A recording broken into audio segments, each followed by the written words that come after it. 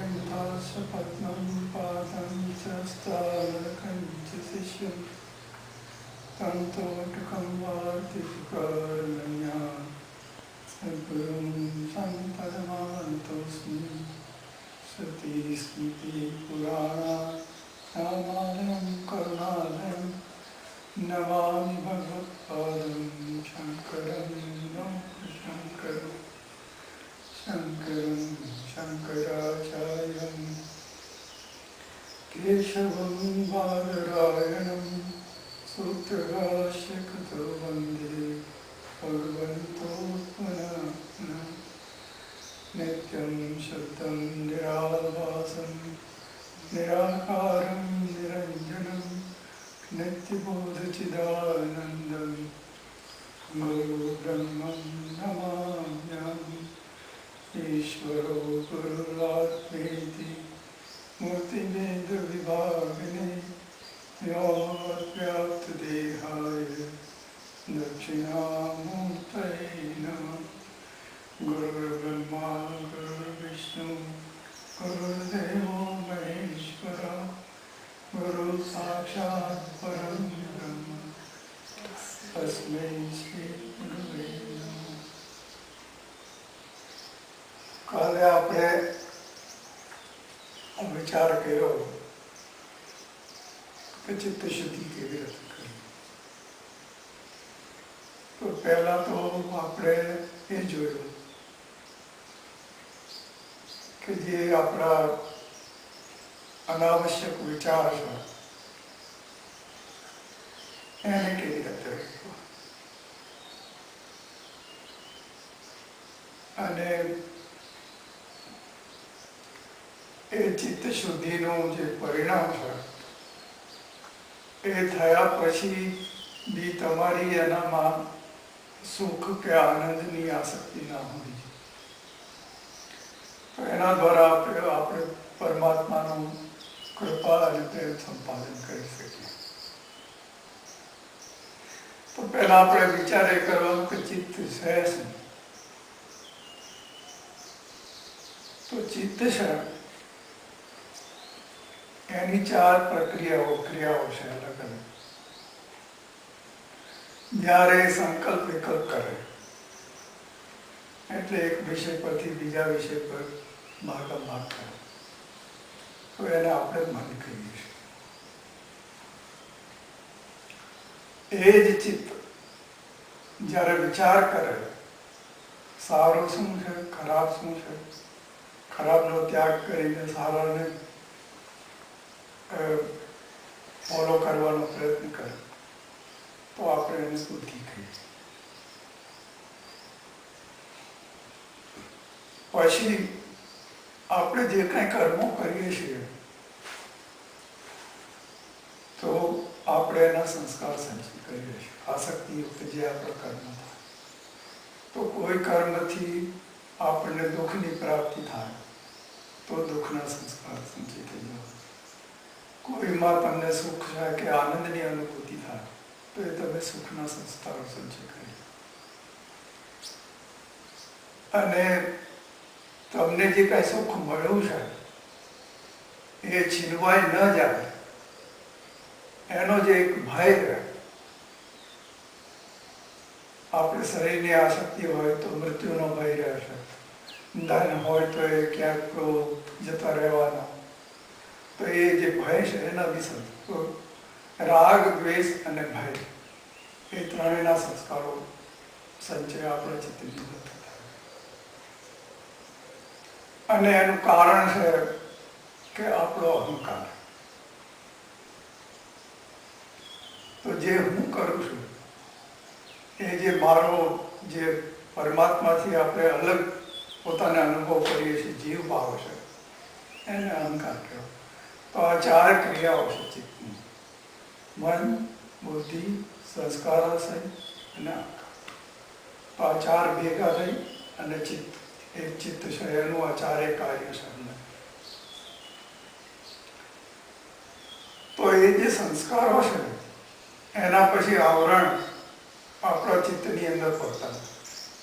જેમ જેમ વધારે આપણે આવરણો ભેગા કરતા જઈએ સારા અથવા ખરા એ ચિત્તને અશુદ્ધ કરતું હોય.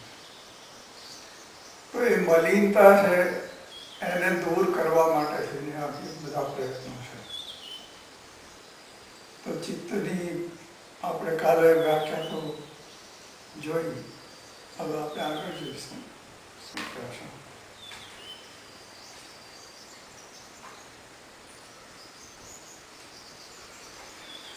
साधक के लिए वही सिद्धांत सर्वश्रेष्ठ मान्य है जिसके समझने में उसे किसी प्रकार का संदेह न हो और जिसके अनुसार अपना जीवन बना लेने में उसे किसी प्रकार की कठिनाई का बोध न होता.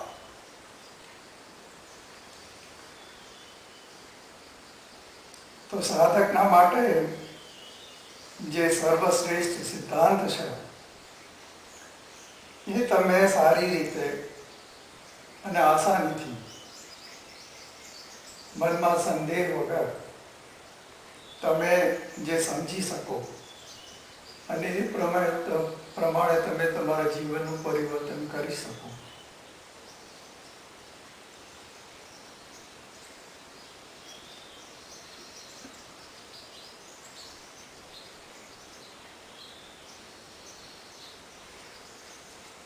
आगे पछी है किसी प्रकार की कठिनाई का बोध न होता. अपने कोई प्रकार की कठिनाई न लागे, आसान है, सरल. तो अपनी साधना है सरल है, क्या करवाना. यानी वर्तमान में प्राप्त परिस्थिति और योग्यता के सदुपयोग से ही जिस सिद्धांत के अनुसार जीवन बना लेना सहज हो.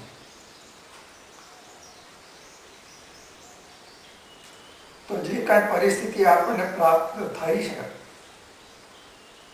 एने योग्यतापूर्वक पूरेपूरो एनो सदुपयोग करो અને એ જે કાંઈ સિદ્ધાંત આપણને સરળ લાગે એના ઉપર ચાલવાનો પ્રયત્ન કરો, जिसमें निराशा के लिए कोई स्थान न, જેમાં કોઈ આપણને નિરાશ થવાનો કોઈ ચાન્સ नहीं. उसको सबसे अधिक प्रिय हो जिसमें उसका पूर्ण विश्वास. तो जे कोई भी मार्ग तमने सरल लागे અને આસાનીથી તમે કરી શકો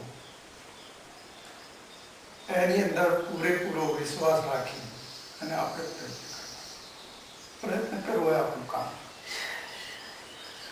जिस साधक के पास न धन का बल है, न शरीर का बल है, न बुद्धि बल है, न इंद्रिय बल है, न सदाचार बल है और न जाति का बल है, ऐसा दीनहीन पतित से भी पतित मनुष्य जिस सिद्धांत के अनुसार सुगमता से अपने साध्य को अनायास सहज ही प्राप्त कर सकता हो वही सिद्धांत सर्वश्रेष्ठ. तो सिद्धांत बाबत कैसा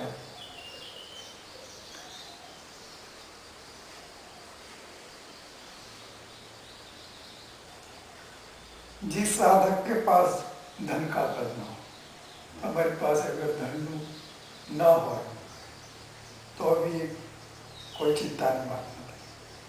न शरीर बल हो, शारीरिक क्षमता તમારી ગમે તેવી હોય, ભગવાનનું નામ લેવામાં કાંઈ તકલીફ. તમને અગર તકલીફ હોય તો તમે સૂતા સૂતા કરી શકો, ચાલતા કોઈ કામ કરતા ગમે તે રીતે.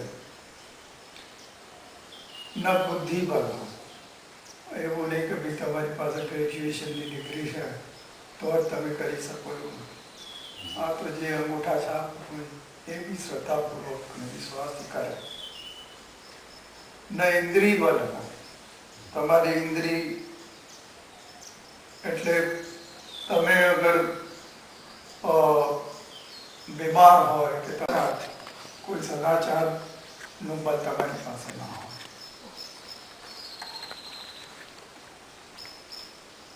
और न जाति का बनो, कोई भी जाति ना हो, भगवान का नाम लेवा माटे ત્યાં कोई जाति नहीं। ऐसा दीनहीन पतित से भी पतित मनुष्य जिस सिद्धांत के अनुसार सुगमता से अपने साध्य को अनायास सहज ही प्राप्त कर सकता हो। दीन होय, कोई क्षमता नहीं, पतित होय, पतित करता भी पतित होय, ये मनुष्य पण ये सिद्धांत ने मतलब परमात्मा ना साधन करवा माटे सुगमताथी અને સહજ સ્વાભાવિક રીતે જે પ્રાપ્ત થઈ શકે, એ સિદ્ધાંત સૌથી શ્રેષ્ઠ। जो सिद्धांत प्राप्त योग्यता के सदुपयोग द्वारा साधक को साध्य की प्राप्ति करा देने में समर्थ हो, वही उसके लिए वास्तविक सिद्धांत है। કેટલી જાતના માર્ગો છે, પણ જે માર્ગની અંદર તમે સરળતાથી ચાલી અને એનો સદુપયોગ કરીને તમારું જીવન ઉન્નત કરી શકો અને તમારું જે ગંતવ્ય છે એને પ્રાપ્ત કરી શકો, તો એ સિદ્ધાંત છે એના માટે શ્રેષ્ઠ છે। પછી કોઈ બી માર્ગ, એમાં કોઈ એવું નથી કે ભાઈ હિન્દુ હોય, मुसलमान हो, सिख हो, गमे ते परमात्मा प्राप्त करना। अपने सिद्धांत का अनुसरण करते हुए दूसरों के सिद्धांत का आदर करना ही है। तमे जे मार्ग पर चाली रह्या छो, बीजो व्यक्ति कोई बीजा मार्ग पर प्रयत्न करी रह्यो छे, तो सामेना व्यक्ति ने भी एनो आदर करे, એને નાસીપાસ નહીં કરવાનો કે ભાઈ અમારો માર્ગ છે એ જ શ્રેષ્ઠ છે અને તમે જે કરો છો એ બરાબર નથી।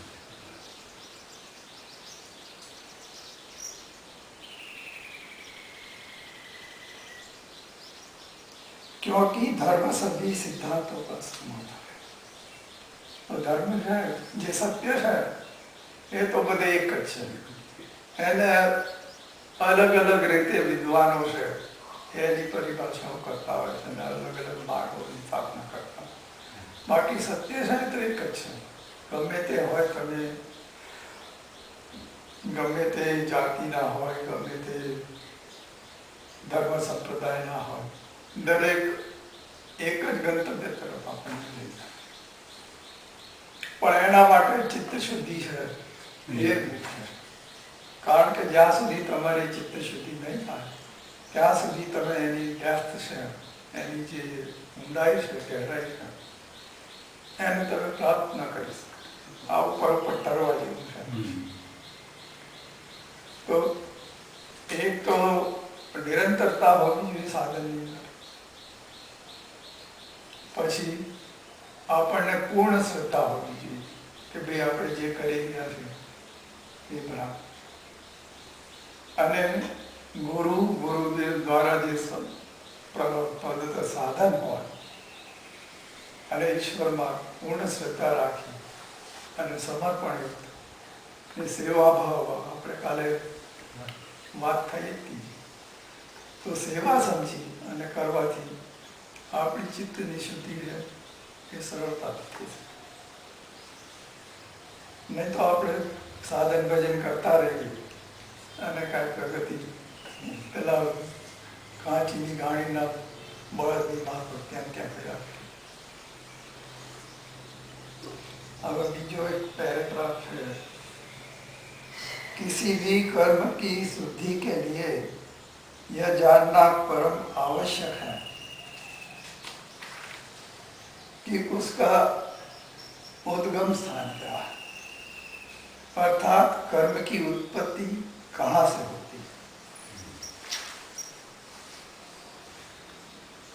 तो આપણે જ્યાં આપણે ઊભા છીએ ત્યાંથી જ આપણે આગળ ચાલવાનો પ્રયત્ન કરવાનો। એકદમ જંપ મારીને તો આપણે જઈ શકવાના નથી. તો આપણે જે મનુષ્ય જન્મ છે એ કર્મ પ્રધાન છે. તો કર્મ કરવું એ આપણું કર્તવ્ય છે. તો આપણે કર્તવ્યથી શરૂઆત કરવી પડશે. આપણે હજુ કર્મની શુદ્ધિ કરી નથી અને આપણે સમાધિના કે બ્રહ્મ પ્રાપ્તિના વિચાર કરીએ ને થોડી વાર સાધન કરીએ ને પછી આપણે જોઈએ કે ભાઈ આપણને આમાં કોઈ પ્રગતિ તો દેખાતી નથી, તો એમાં કાંઈ સાર છે નહીં. તો તમારે કર્મથી ચાલુ કરો. પહેલા તો તમારે કર્મને શુદ્ધ કરો. તો કર્મને શુદ્ધ કરવા માટે થઈને તમારે નિષ્કામ ભાવ હોવો જોઈએ. કોઈ બી કર્મ પ્રત્યે આસક્તિ ન હોવી જોઈએ અને એને કર્તવ્ય સમજીને. લોકો કહે છે કે અનાસક્તિ હોય તો પછી કર્મ કેવી રીતે થઈ શકે? ઘણી વખત લોકોને શંકા રહેતી હોય છે. પણ અનાસક્તિથી તમે અગર કર્મ કરો તો એ કર્મ તમે આસક્તિયુક્ત કર્મ કરો એના કરતા બી સારું થાય. કારણ કે આસક્તિ તમારી હશે તો એમાં તમને પરિણામની અપેક્ષા હશે અને નિષ્કામ ભાવથી તમે કરશો તો કોઈ પરિણામનો સવાલ જ નથી. ને પહેલામાં ભય તમારા મનની અંદર રહેશે પરિણામના કદમ બરાબર નહીં થાય તો શું થશે. અને પહેલો છે નિષ્કામ કર્મ કરવા એ તો બધું પરમાત્મા ઉપર છોડી દેશે. જે કાંઈ એનું પરિણામ આવશે એને એ સ્વીકાર કરી લેશે કે ભાઈ આમાં જે પરમાત્માની પ્રસન્નતા છે એમાં મારી પ્રસન્નતા.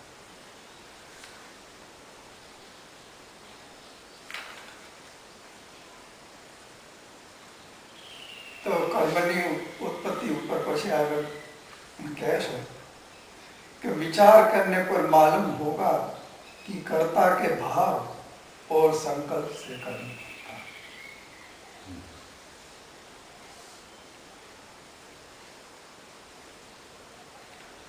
तो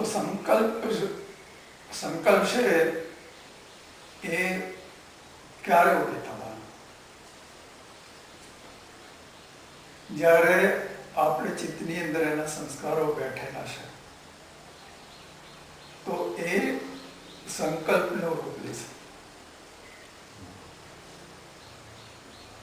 તો સંસ્કારોથી સંકલ્પ વિકલ્પ અને પછી એની અનુસાર એ કર્મ.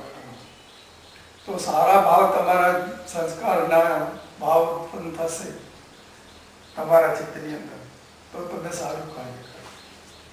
ખરાબ સંસ્કાર ઉદય થશે અને ખરાબ સંકલ્પ હશે તમારા તો એ તમે જગતની તરફ વધારે ઇન્વોલ્વ થતા જશે. तो विचार करने पर मालूम होगा कि कर्ता के भाव और संकल्प से कर्म बनता है.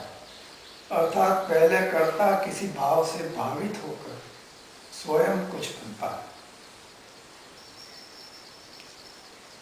तो જેવો ભાવ તમારી અંદર પેદા થશે એવી તમારી મનસ્થિતિ થવાય અને એ મનસ્થિતિ પ્રમાણે તમે કર્મ કરવા.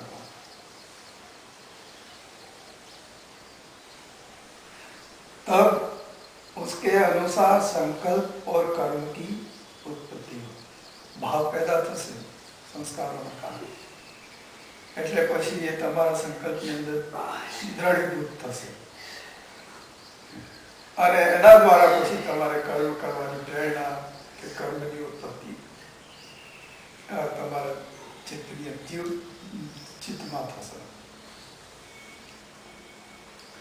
जब मनुष्य कोई अच्छा काम करने में प्रवृत्त होता है तब पहले स्वयं अच्छा करता है. तो जेवो भाव અને સંકલ્પ હશે એવું તમે કાર્ય કરો. તો અગર તમારા મનની અંદર સારું કાર્ય કરવાની પ્રવૃત્તિ ઉત્પન્ન થાય તો તમે પહેલા માનસિક રીતે તમે તૈયાર થઈ જશો. એટલે માનસિક રીતે તમે સારા રહેશો. अगर આપણે વિચાર કરીએ છે ને કે ઘણી વખત કોઈ આપણું ખરાબ કર્યું તો આપણે વિચાર કરીએ કે ભાઈ આમ થાય કે કાંઈ થયું હોય તો એમ કે જો આને આપણે સાથે આવું કર્યું હતું એટલા માટે એને એમ થયું, તો પહેલા આપણે ખરાબ થયા ને. પહેલું તો જે કાર્ય હતું એ તો થઈને ખતમ થઈ ગયું, પણ આપણે खराबी तरफ आगे बढ़ता है. वैसे ही जब किसी बुरे काम में प्रवृत्त होता है तब पहले स्वयं बुरा होता है. जैसे चोर बनकर चोरी करता है, चोर से चोरी कर पहला एना चित्तમાં બી ચોરીનો ભાવ આવ્યો ત્યારે ચોરી કરવાની પ્રેરણા થઈ ને એના સંસ્કારો એના ચિત્તની અંદર બેઠેલા હતા. भोगी बनकर भोग करता है, सेवक बनकर सेवा करता है इत्यादि.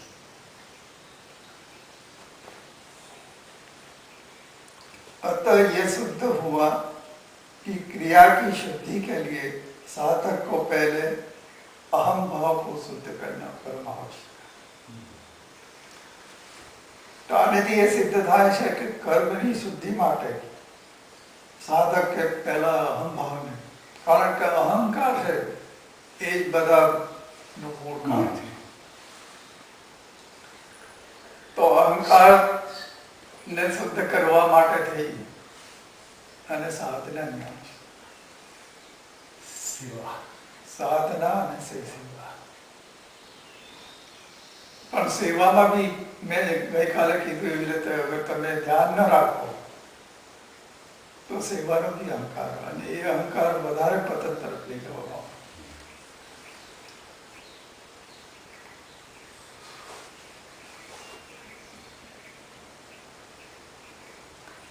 क्योंकि कारण की शुद्धता के बिना कार्य की वास्तविक और स्थायी शुद्धि नहीं. ये जड़ है એને તમે જ્યાં સુધી ખતમ નહીં કરો ત્યાં સુધી એની અંદર પડો. તો અહંકાર છે એ બધી વસ્તુઓની જળ છે. તો જ્યાં સુધી તમારો એ અહંકારનો નાશ નહીં થાય ત્યાં સુધી તમારે શુદ્ધિની કલ્પના કરવી એ મુશ્કેલ છે. मतलब स्थायी परमानेंट शुद्धि नहीं आना. इसलिए साधक को चाहिए कि वह अपनी मान्यता को पहले स्थिर और शुद्ध बनाए. तो साधक के पहला जेनी मान्यता है, जेनी अंदर श्रद्धा विश्वास है, एने स्थिर અને શુદ્ધ કરે. विकल्प रहित यह निश्चय करे कि मैं भगवान का, मतलब कोई जाति शंका नहीं, विकल्प रहित दृढ़ निश्चय करे કે ભાઈ જે કાંઈ આપણને પરમાત્માએ આપ્યું છે એ બધું એનું જ છે. અગર એ આપણી પાસે રાખવા માંગે છે તો બી એની કૃપા છે, अगर ये पाछू ले लेवा मांगे तो भी. यह भाव निश्चित होने पर अपने आप उन्हीं कामों को करने का संकल्प उठेंगे जो भगवान को प्रिय है. તમે એમ સમજશો કે ભાઈ હું જે કાંઈ છે એ ભગવાન જ છે અને જે કાંઈ ક્ષમતા મને આપેલી છે પરમાત્માએ જ આપેલી છે.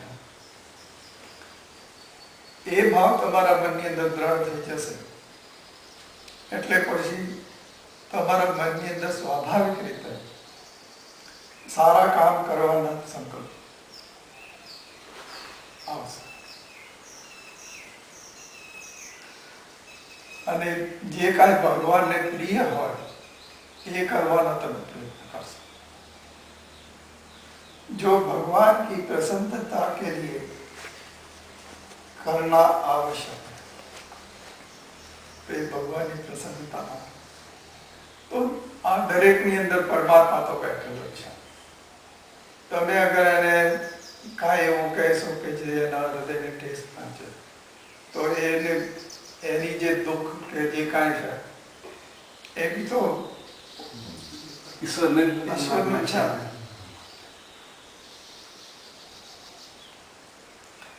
તો અગર એ ભાવ દ્રઢ થાય તો એ પછી કોઈને આપણે અનાવશ્યક કહેવાનું કે કાંઈ કર્મ કરવાનું આપણે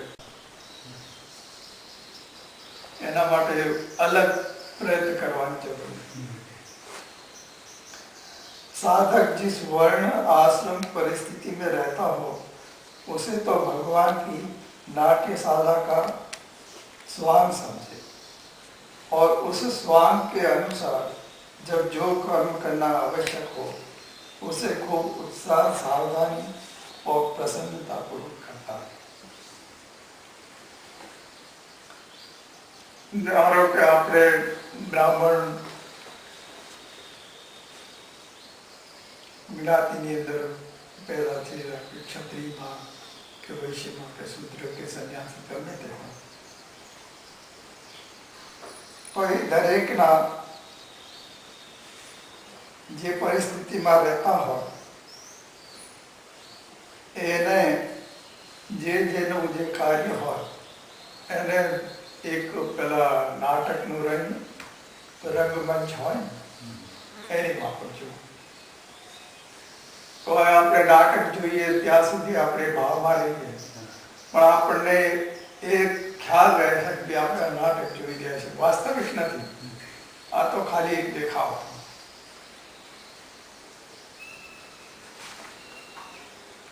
અને પછી જેનું કર્તવ્ય હોય એ કર્તવ્યના અનુસાર સંન્યાસી હોય તો સંન્યાસીનું કર્તવ્ય છે, બ્રાહ્મણ હોય તો બ્રાહ્મણનું, શૂદ્રનું કે વૈશ્યનું છે, દરેકના પોતપોતાના કાર્ય એ કાર્યોને એ કરતા રહે અને ઉત્સાહપૂર્વક મનમાં મતલબ એવું નહીં કે ભાઈ આપણે આળસ રાખીને કે ઉત્સાહમાન્ય હોવો જોઈએ અને સાવધાનીપૂર્વક. તો આગળ ચિત્ત શુદ્ધ થઈ જાય માણસનું થોડું ઘણું તો એની અંદર વ્યક્તિની અંદર સાવધાની આવતી પછી એ વિચાર કરે કોઈ બી કાર્ય કરતા પહેલા કે કંઈ બોલતા પહેલા કે ભાઈ આ હું કરીશ કે બોલીશ તો એનો કોઈ વિપરીત અસર તો સામેના વ્યક્તિ ઉપર નહીં થાય. તો આપણે જે કાંઈ ન બોલવાનું બોલી કાઢીએ છીએ તો એનું કારણ એ છે કે આપણી ચિત્તની શુદ્ધતા નથી અને ચિત્તની ઉપર આવરણો બધાને આ શક્તિ આપણે એટલી બધી છે કે આપણે સાચું શું છે કે ખોટું શું છે એનો વિચાર કરી નથી શકતા.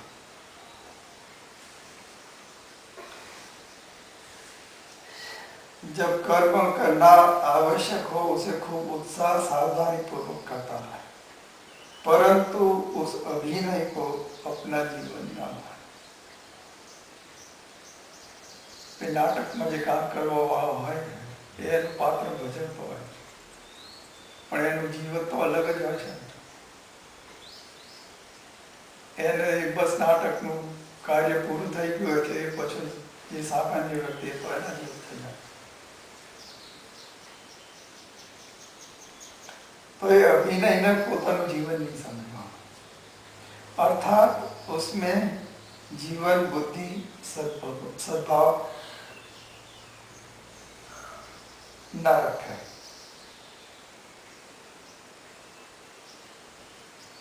तो ये जे पात्र भजवे છે એની અંદર જીવન બુદ્ધિ મતલબ આ જે પાત્ર છે એ હું જ છું ત્યાર પછી બી એ મનમાં ન રાખવું જોઈએ. આપણે આપણું પાત્ર છે એ ભજવી અને નિવૃત્ત થઈ જવાનું. ऐसा होने से अभिनय के रूप में होने वाली प्रवृत्तियों का राग अंकित नहीं होता. अगर તમે નાટકની અંદર પાત્ર ભજવો છો એ તમારો ભાવ છે કે ભાઈ આ મારું પાત્ર છે અને એ મારે સારી રીતે ઉત્સાહપૂર્વક અને પ્રસન્નતાથી ભજવવાનું તો પછી જે કાંઈ જીવનની અંદર પ્રવૃત્તિ છે, એ જે કંઈ આપણી રંગમંચની કે એની અંદર આપણને રાગ નહીં થાય, એટલે એની અંદર આસક્તિ આપણે અનાસક્તિ. તો ઘણા લોકો વૈરાગ્ય છે, એ વૈરાગ્ય એટલે રાગ રહિત રહેવું, એને વૈરાગ્ય કહે. પણ ઘણા લોકો એમ માનતા હોય છે કે ભાઈ વૈરાગી થઈ ગયું, ઘર છોડી દીધું. તો એવું નથી. સંન્યાસી માટે બી રાગ રહિત થઈ જવું જરૂરી છે, અને સામાન્ય સંસારી જે કોઈ અધ્યાત્મની અંદર આગળ વધવા માંગે છે એના માટે બી રાગ રહિત હોવું જરૂરી છે.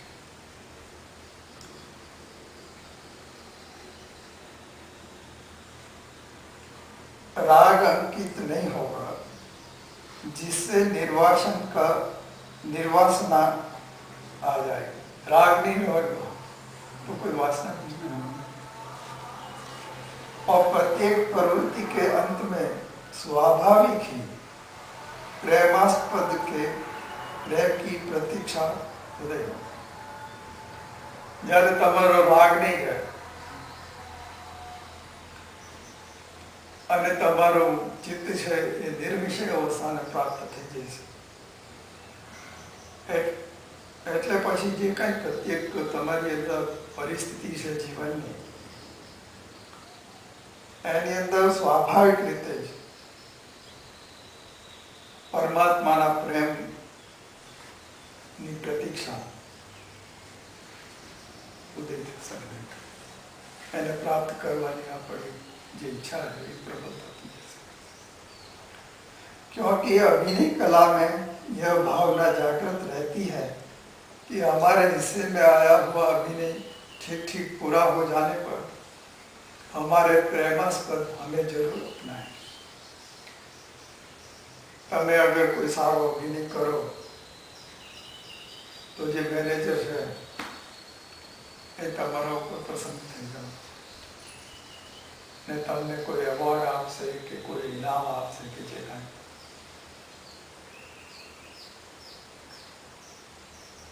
તો એ જે રિવોર્ડ છે એ જીવનની અંદર એ રિવોર્ડ એ છે કે ભાઈ પરમાત્માનો પ્રેમ આપણને પ્રાપ્ત થાય.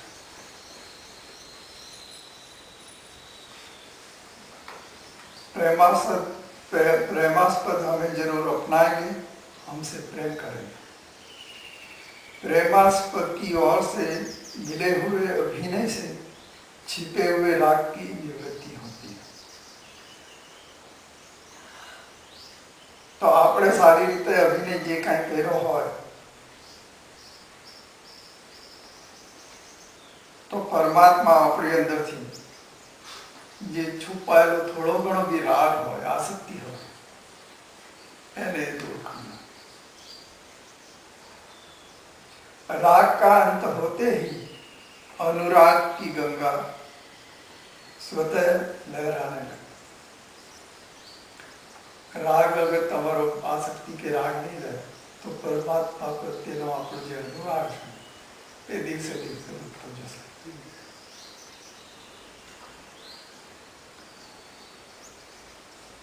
આમાં કીધું છે કે ગંગા સ્વતઃ લહેરાને લગતી.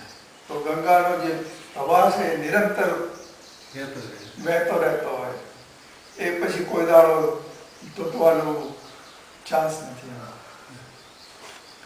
यह सभी प्रेमियों का अनुभव है. मतलब જે પરમાત્માને પ્રાપ્ત કરવા માટે પ્રયત્ન કરે અને નિષ્ઠાપૂર્વક જે કરતા હોય છે એને આવી જાતની અનુભૂતિ સ્વાભાવિક રીતે થતી હોય છે. अभिनय करते समय बात को कभी न भूले कि मैं उनका. જ્યારે આપણે કોઈ બી જગતનું કાર્ય કરતા હોય ત્યારે આપણા મનની અંદરથી એ ભાવ જવો ન જોઈએ કે ભગવાન આપણી સાથે નથી. નિરંતર એની જે પ્રેઝન્સ છે, એની જે ઉપસ્થિતિ છે એ આપણે અનુભવ કરતી રહે. अभिनय करते समय इस बात को कभी न भूले कि मैं उनका हूँ, जो इस लीला स्थली रो जगत के स्वामी।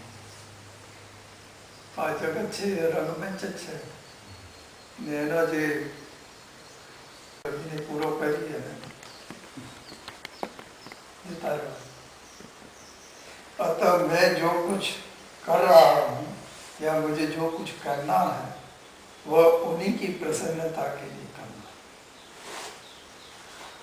तो આપણે જે કાંઈ કર્મ કરતા હોઈએ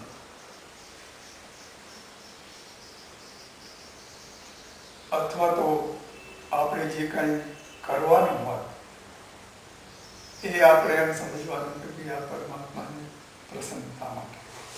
अगर ये प्रसन्नता भाव अपना मन में रहसे तो अपनी राग आसक्ति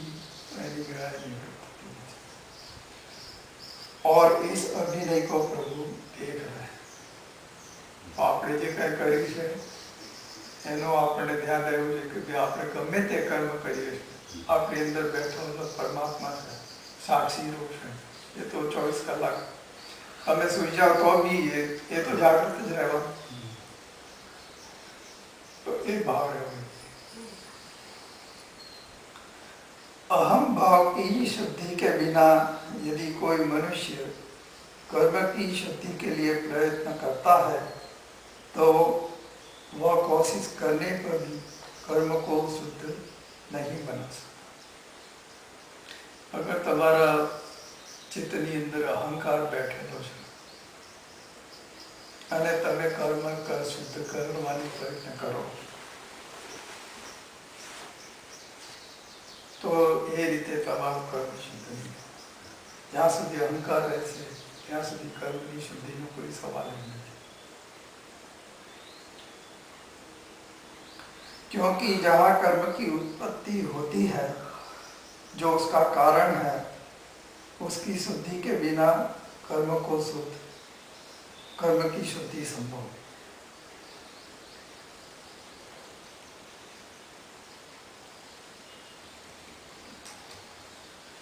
तो परमात्मा છે એની આપણે માટે તો એક બહુ આસાન છે કે આપણે ઈશ્વરની જે શક્તિ છે ચેતના છે એ જ્યારે સાધનમાં બેસી ત્યારે આપણે એને અનુભવ કરી। બીજા લોકોને તો પ્રયત્ન કરવો પડે છે એના માટે, પણ આપણા માટે એક એડવાન્ટેજ છે, એક ફાયદો એ છે કે આપણે ઈશ્વરી શક્તિને આપણી અંદર કાર્ય કરતી અનુભવ કરીએ।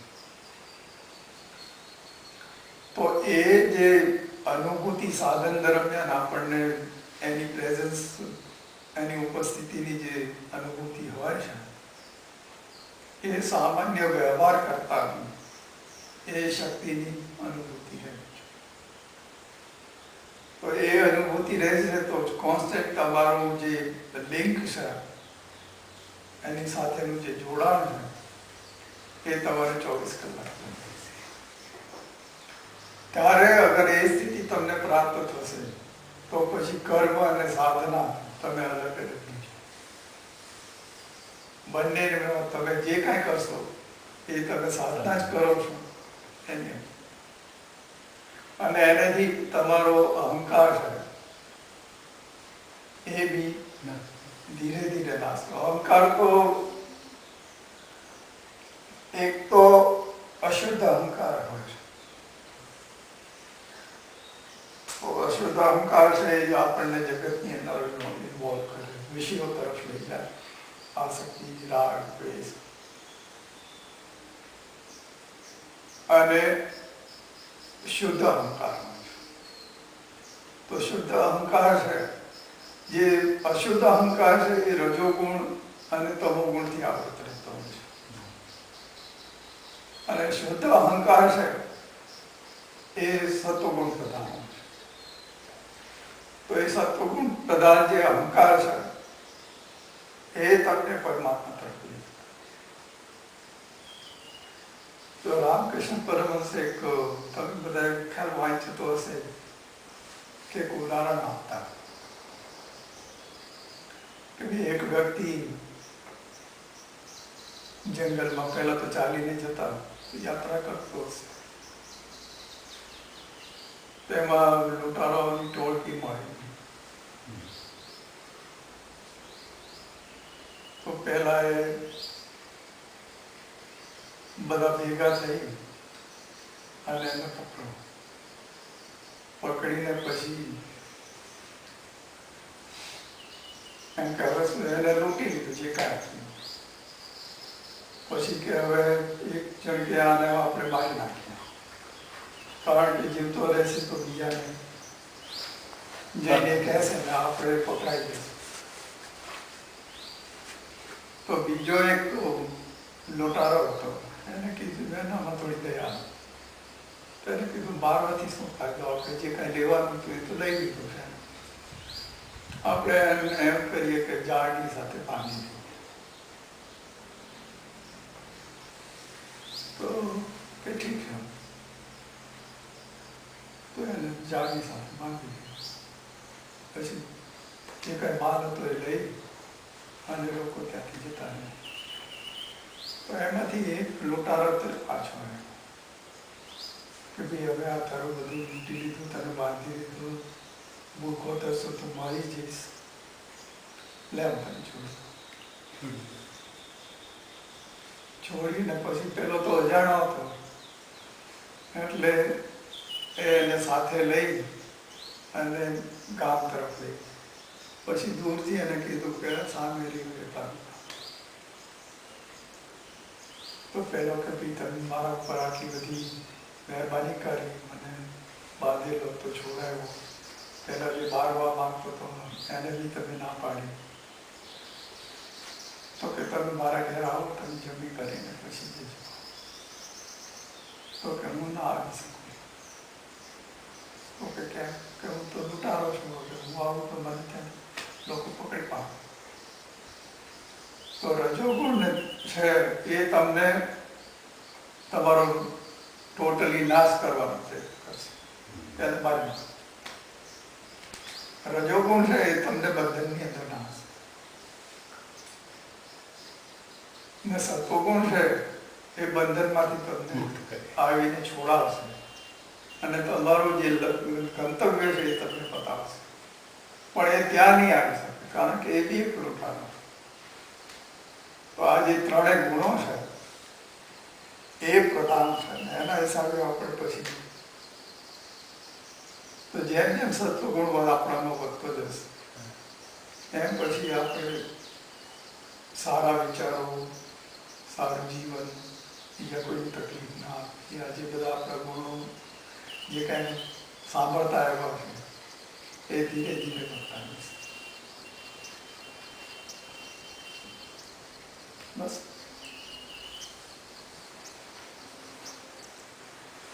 અચ્યુતમ કેશવમ વામનારાયણમ કૃષ્ણાનંદમ વાસુદેવમ માધવમ ગોપિકાનંદમ જાનકી નાયકમ.